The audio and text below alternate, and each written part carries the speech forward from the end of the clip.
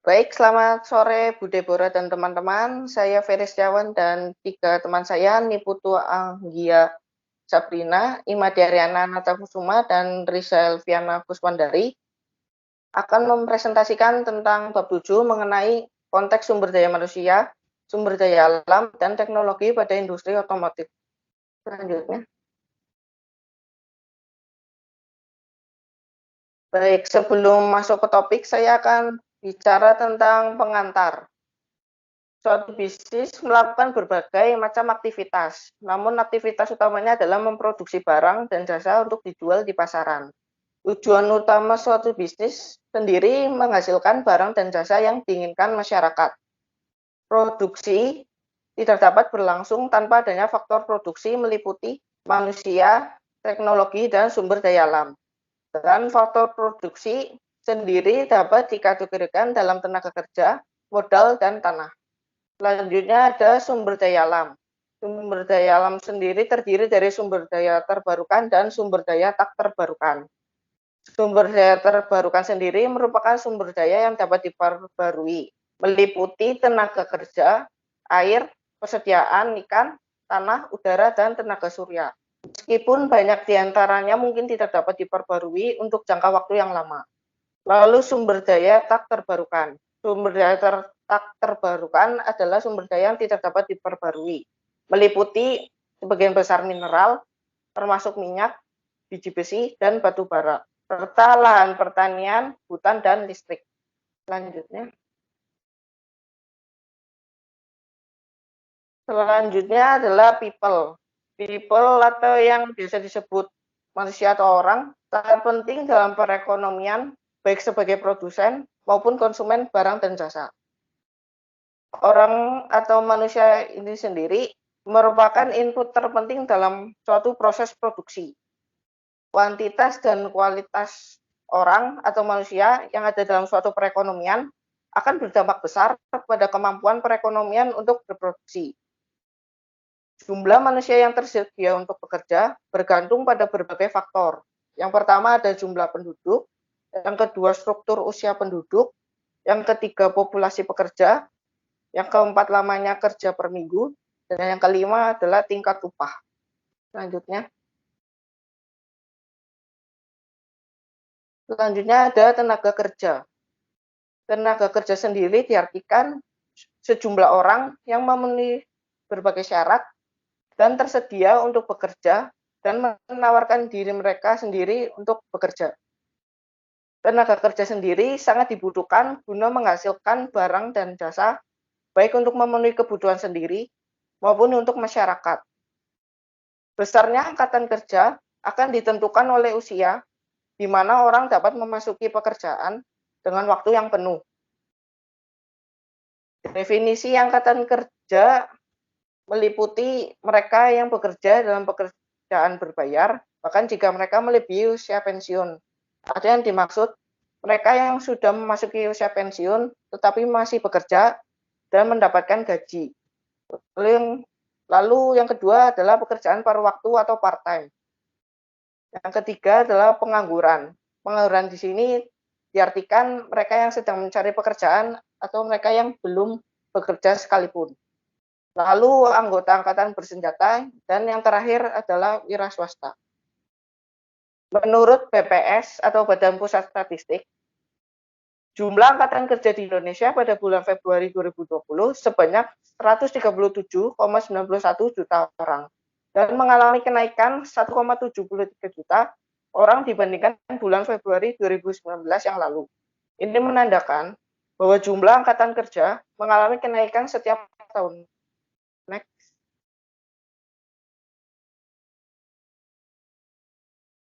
Selanjutnya ada teknologi. Menurut Penguin Dictionary of Economics, teknologi didefinisikan sebagai jumlah pengetahuan tentang cara dan metode menghasilkan barang dan jasa. Dengan adanya teknologi, dapat meningkatkan sumber daya alam yang tersedia, sehingga kemungkinan dapat menemukan sumber-sumber yang baru dan juga dapat meningkatkan kualitas tenaga kerja. Perubahan teknologi sendiri mengarah pada hal-hal seperti yang pertama, pengenalan produk baru, Yang kedua, perubahan metode dan organisasi produk. Yang ketiga, perubahan kualitas sumber daya dan produk. Yang keempat, cara baru dalam mendistribusikan produk. Karena yang terakhir adalah cara baru dalam menyimpan dan menyebarkan informasi. Suatu perkembangan teknologi informasi akan berdampak pada transformasi kegiatan usaha yang sudah ada maupun yang baru memulai kegiatan usaha, yang meliputi pengumpulan, penanganan, analisis, dan transmisi informasi.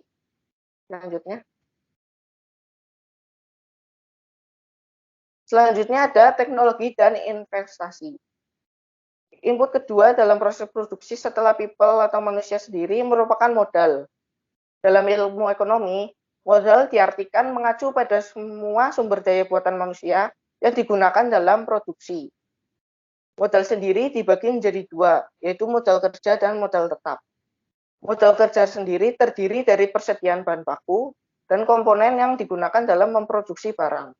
Sedangkan modal tetap terdiri dari gedung, pabrik, dan mesin. Modal tetap dan modal kerja memiliki perbedaan utama, di mana modal tetap memberikan aliran layanan dalam jangka waktu yang lama, sedangkan modal kerja perlu diganti secara teratur. Selanjutnya ada investasi. Investasi sendiri merupakan peningkatan persediaan modal dari waktu ke waktu. Investasi berfungsi untuk meningkatkan potensi produktif perusahaan dan ekonomi. Investasi biasanya mengacu pada pembelian aset baru, karena pembelian aset bekas hanya mewakili perubahan kepemilikan dan oleh karena itu tidak mewakili perubahan dalam potensi produktif. Investasi penting bagi perusahaan karena merupakan mekanisme pertumbuhan dan merupakan bagian integral dari proses inovasi dan dapat menimbulkan hal buruk bagi perusahaan apabila sebuah investasi gagal. Lalu ada hubungan antara teknologi dan investasi, di mana investasi dapat menjadi dasar untuk peningkatan teknologi, sedangkan peningkatan teknologi yang membawa cara-cara baru dalam memproduksi barang akan mengarah pada investasi yang lebih besar.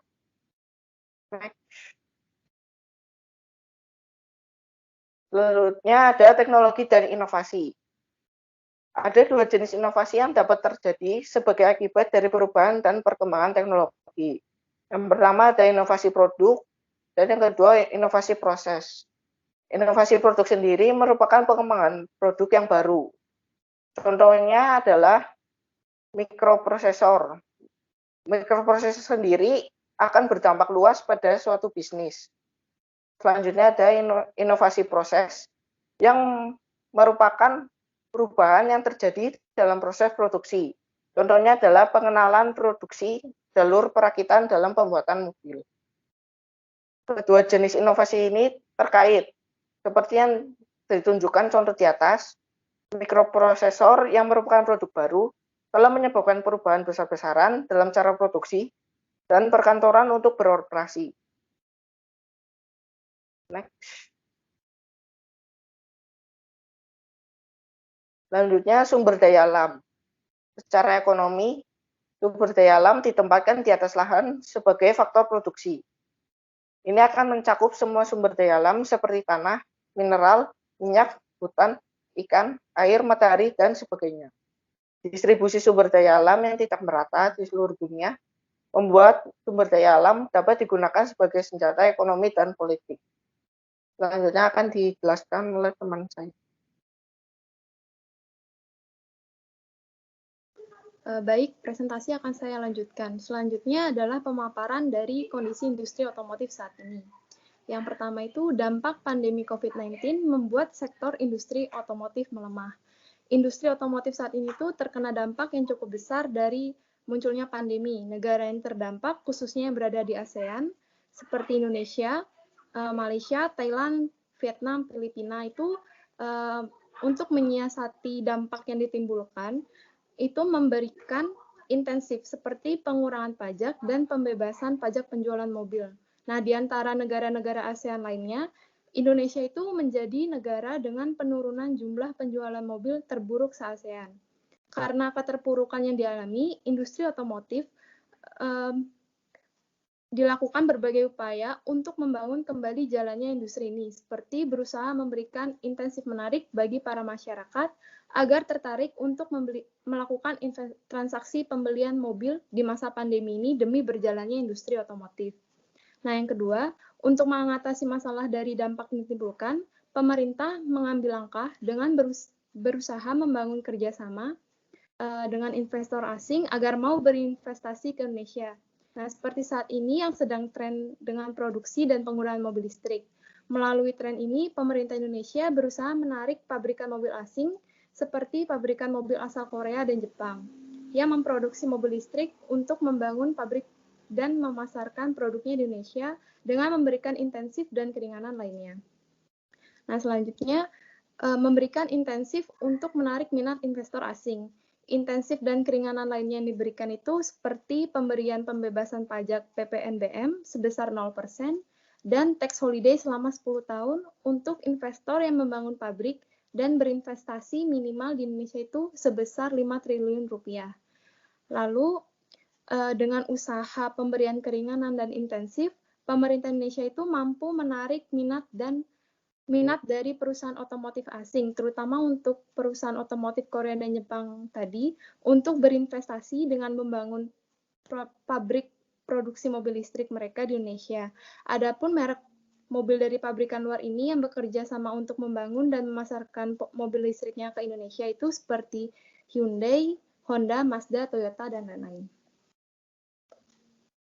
Selanjutnya, karena sektor industri merupakan hal yang krusial bagi pertumbuhan ekonomi nasional, dan Indonesia sendiri itu punya keinginan atau tujuan utama untuk menjadi negara tujuan investasi di sektor industri otomotif, yang berarti Indonesia itu ingin semakin menarik banyak investor asing untuk menanamkan modal, apalagi saat ini pemerintah mulai melirik pasar mobil listrik. Nah, pemerintah yakin dan menilai bahwa Indonesia itu bisa menjadi pemain besar dalam teknologi mobil listrik, karena kita punya bahan baku pembuatan baterai mobil listrik yang sangat mencukupi, sehingga dapat dengan mudah untuk diproduksi karena banyak pasokannya. Teknologi baterai untuk kendaraan listrik merupakan kunci utama bagi Indonesia untuk menjadi pemain utama di sektor kendaraan elektrik. Karena kita memiliki ketersediaan sumber daya alam yang bisa dimanfaatkan untuk pengembangan baterai kendaraan listrik. Ini bakal menjadi kemandirian Indonesia dalam pengembangan baterai. Untuk memproduksi baterai kendaraan listrik dibutuhkan bahan baku yang jumlahnya banyak dan mencukupi di Indonesia, seperti nikel dan kobalt. Karena alasan ini, makanya pemerintah yakin untuk membangun kembali sektor industri otomotif yang sempat melemah. Karena pasar otomotif dalam negeri itu cukup besar dan pasti menambah daya tarik lebih bagi para investor untuk menanamkan modalnya di Indonesia. Revolusi 4.0 menjadi tantangan dalam industri otomotif. Karena berbagai sumber daya yang dimiliki harus disesuaikan dengan perubahan-perubahan yang terjadi, terutama untuk SDM. Makanya revolusi 4.0 itu menjadi tantangan yang cukup krusial dalam industri otomotif. Untuk masalah sumber daya seperti SDM, SDA, dan teknologi, Indonesia itu sudah sangat mampu dan memenuhi standar, karena seperti yang sudah saya jelaskan tadi, sumber daya alam kita itu memenuhi. Lalu untuk SDM sendiri diperkirakan Indonesia akan mengalami bonus demografi, di mana golongan angkatan kerja produktif akan mencukupi dan jumlahnya lebih besar dibandingkan angkatan kerja tidak produktif. Dan angkatan kerja aktif itu sudah memiliki penguatan pelatihan dan pendidikan yang ketat untuk membangun budaya kerja yang kuat demi lahirnya inovasi-inovasi baru. Karena di era revolusi 4.0 ini, masyarakat itu terutama anggota angkatan kerja aktif harus didorong untuk mengikuti revolusi yang ada, seperti perubahan cara kerja dari konvensional menjadi komputerisasi. Apalagi dengan adanya pandemi ini tuh mempercepat era mobilisasi, karena bergantinya penggunaan tenaga kerja manusia dengan teknologi. Pandemi ini kan membuat orang-orang tuh menghindari kontak fisik secara langsung. Makanya sekarang orang itu lebih memilih untuk menggunakan teknologi digital. Tapi dengan adanya mobilisasi ini pasti bakal muncul resiko. Nah, resikonya itu kalau tenaga kerja manusia digantikan dengan mesin, pasti nanti banyak pengangguran dan angkatan kerja tuh bakal banyak yang tidak aktif. Makanya pendidikan angkatan kerja harus memerlukan standar yang sesuai seperti pemberian pendidikan vokasi untuk menyesuaikan standar dan meningkatkan keterampilan tenaga kerja. Lalu untuk teknologi sendiri, karena sumber daya manusia yang tersedia memiliki keterampilan yang dibutuhkan, maka industri otomotif pasti dapat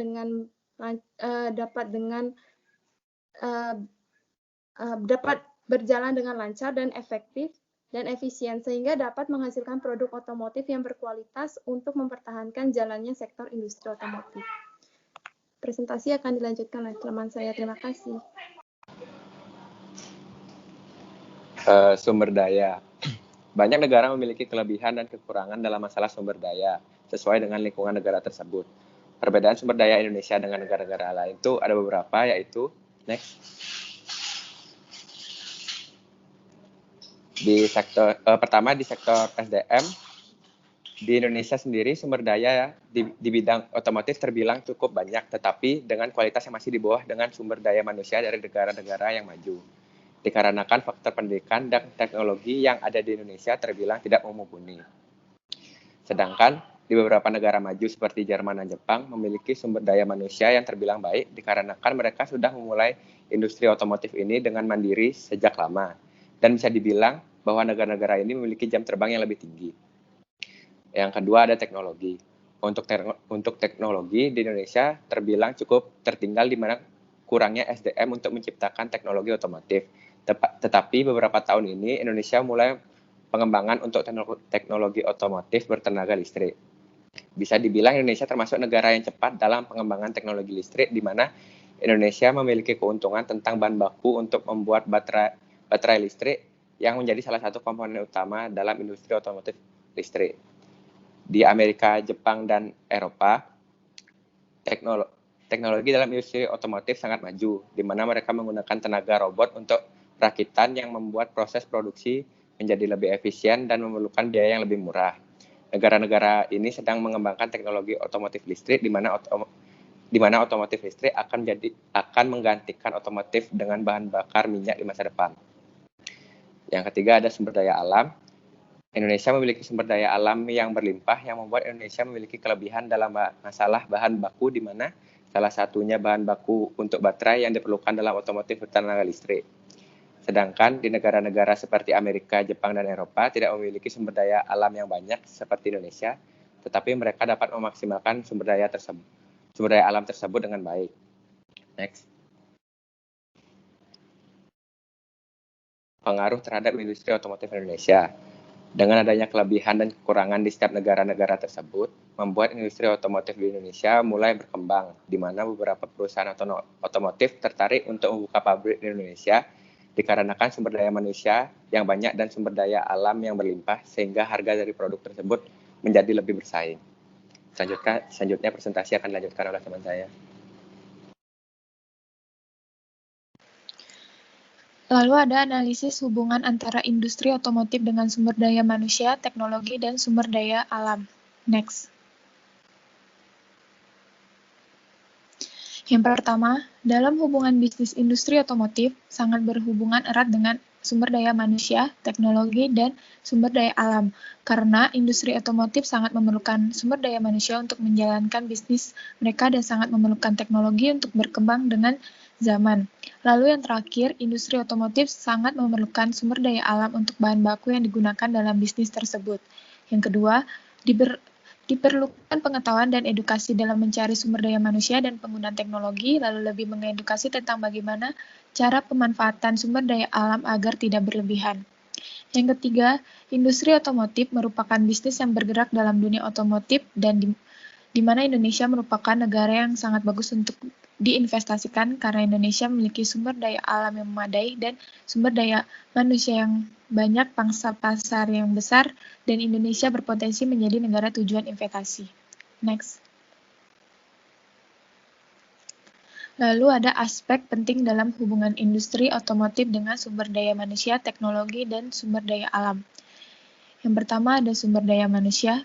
Sumber daya manusia merupakan hal penting agar sebuah bisnis dapat berjalan dengan baik. Yang kedua ada teknologi.